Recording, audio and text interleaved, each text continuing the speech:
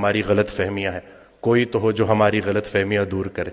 خیال بدل جائے تو منظر بدل جاتا ہے۔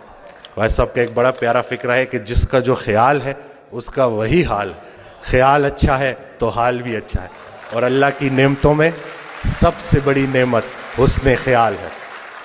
یہ اس دن بھی میں ڈیٹیل میں نہیں جاؤں گا، پیشنٹس ہوتے ہیں، لیکن میں ان سے اجازت لیتا ہوں کہ ان کا یہ جو آپ بیتی ہے وہ میں لوگوں سے شیئر کروں تاکہ لوگوں میں امید بڑھے۔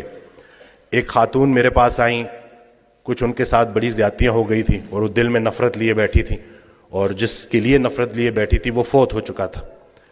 تو جب میرے پاس آئیں انہوں نے گلے شکوے کیے، تو میں نے کہا کہ حضرت واصف علی واصف رحمۃ اللہ علیہ ارشاد فرماتے ہیں کہ اگر اللہ قیامت کے دن تم سے پوچھے کہ پہلے کس کو جنت میں بھیجوں تو تم نے اس کا نام لینا ہے جس کو تم نے جہنم میں بھیجنا۔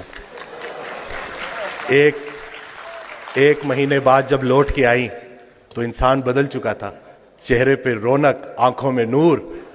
تو مجھے کہتی ہیں کہ ڈاکٹر وسیم جب میں یہاں سے اٹھ کے گئی، پہلے تو میں گھر کی طرف جا رہی تھی، مجھے آپ کی بات ہضم نہیں ہوئی، لیکن پھر میں نے گاڑی موڑی اور میں قبرستان چلی گئی، اور میں اس کی قبر کے سامنے کھڑے ہو کے میں نے کہا کہ جو تو نے میرے ساتھ کیا معافی کے قابل نہیں ہے، لیکن جا تجھے اللہ کی رضا کے لیے معاف کرتی ہوں۔ اور کہتی ہیں کہ اس رات میں اتنی میٹھی نیند سوئی کہ مجھے دوائی لینے کی ضرورت بھی نہیں پڑی۔ یہ جو نفرت ہے نا، ظرف دکھانا ہے، اور اتنی کوئی بڑی بات ہے ہی نہیں۔ مقصد بندہ ہے تو نتیجہ بھی بندہ ہے، مقصد اللہ ہے تو نتیجہ بھی اللہ ہے۔ تو سب سے پہلے تو ہم نے اپنی توقعات کو مومن کرنا ہے، زندگی مومن ہو ہی جائے گی۔ اصل میں ہماری توقعات مومن نہیں ہو رہی، ہم نے ایکسپیکٹیشنز اتنی بڑھا دی ہیں، ہر کسی سے ہم توقعات رکھتے ہیں سوائے اللہ کے۔ تو اپنا گھر، اپنی تنہائی، اپنی قبر، اسی کے اوپر فوکس کریں۔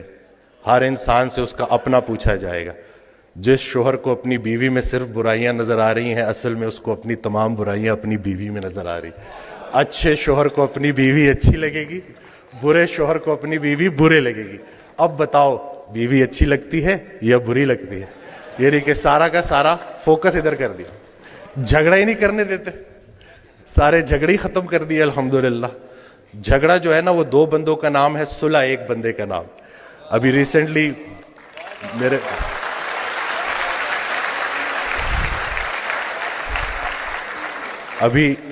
میرے ساتھ ایک واقعہ ہوا، میں گاڑی ریورس کرا تو وہ برانڈ نیو گاڑی تھی، وہ لگ گئی، وہ پیچھے سا غلطی میری تھی، تو میں اترا تو وہ بڑے غصے میں میری طرف آئے، تو میں نے فوراً معافی مانگ لی نا کہ مجھے نظر نہیں آیا، میں بہت معذرت کرتا ہوں، اور بہت زیادہ میں نے ان سے معافی نا۔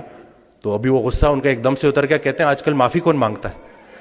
تو میں نے کہا جی وہ نقصان چھوڑے، نقصان کو اپنا نمبر دے اور رابطے میں رہیں گے۔ تو میرا بڑا دل تھا میں ان کو بولوں کہ اگر کوئی معافی منگوانے والا پیچھے کھڑا ہو تو بندہ ضرور معافی مانگتا ہے۔ تو یہ کسی کے حوالے سے زندگی گزارنا کتنی آسان ہو جاتی ہے، اگر ہمیں پتہ چل جائے تو ہمارے سارے جھگڑے ختم ہو جائیں۔